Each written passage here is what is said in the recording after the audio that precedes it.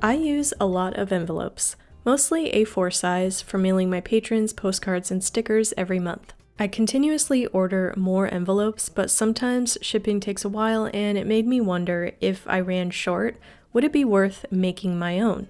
I could make them by hand, but since I already have a cutting machine, I'd rather have the Cricut do the work for me, and I want to see if this is a quick option for making envelopes in the future. When I searched pre-made envelopes in Cricut's design space, I found a lot of options. Unique shapes, forms, and die cuts ranging from free to about $2.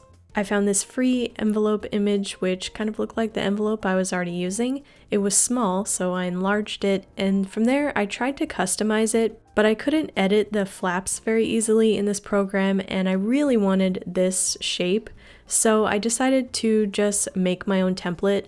I'm very familiar with Adobe Illustrator, so I plugged in all the measurements in there. And I know this is extra work, but I will only need to make this once, and this will be the template I want to use in the future.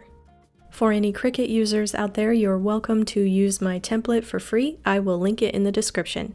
I added the score line in Design Space, and now I'm ready to cut my envelope. The A4 size fits within a letter size paper, which I almost always have on hand, so that's convenient. I chose a light cardstock to make it a more durable envelope, added the scoring wheel, and when that's done, I have to switch it out for the blade. This gives me clean cut lines and curves, which might be more time consuming if I tried to do this by hand. The scored lines do make it easier and quicker to fold. I prefer to use a strong glue stick since it dries fast, and I found this glue stick pen, which I could only find in this pack. I don't know if it's sold separately. Of course, other glues can work. I just really ended up liking this glue stick pen. It's like the perfect size and strength for gluing a paper envelope. I think this looks like a store-bought envelope. The only downside is it doesn't have any adhesive on the flap, but of course I could just use that pen or any other type of glue. So now I want to see how efficient this is for making multiple envelopes since I have to mail a lot.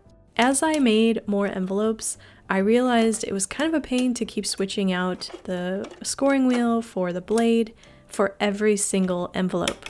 It added time to production and it was literally a pain in my fingers. To remedy this, I found a workaround in the Edit Tools link, and from there I could pick the scoring stylus instead of using the scoring wheel. I have one of those, and the older models use this instead of the scoring wheel. It fits into the port where pens usually go, and now everything is there and I don't have to keep switching them, which should make this process easier. I bet in the future Cricut will make a machine that holds all the tools and you don't have to keep switching them. I think this would be a good project for my patterned papers. I haven't tested them in the Cricut yet, and I'm really curious to see how they do. In case you didn't know, I design my own print patterns, and you can find this decorative paper for sale in my Zazzle shop. I'll link that down below. I upload new designs about every other month, so check back soon. I gotta say, it was nice to let the machine do all the work for me while I do something else, and all I really needed to do was to load and unload the mat with more paper. The cutting and scoring process took about 56 seconds, which is still faster than if I tried to do it by hand. Though I still need to fold and glue the flaps, it's still faster for me using the Cricut, especially if I have to make a bunch of envelopes. And I think I could get away with mailing a pattern envelope through the post office since I use address labels. I think it would be unique and cool to get something like this in the mail. It also makes me think, what else could I turn into an envelope? I have a lot of saved paper scraps and letter sheets that I just haven't found the right use for that could be perfect for this project. I honestly didn't expect these envelopes to be so much fun to make. Just for fun, here's a comparison between a store-bought envelope and one that I made. Can you tell the difference?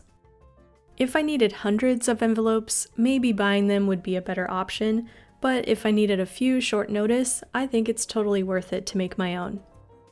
I'll definitely be sending these to my monthly mail patrons. I want to say a big thank you to my studio support patrons and members for helping me make more videos like this.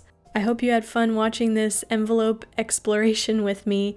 Hit that subscribe button if you want to see more videos, hit the bell so you get notified every time I post. All links are down below, and I will see you guys in the next video. Bye!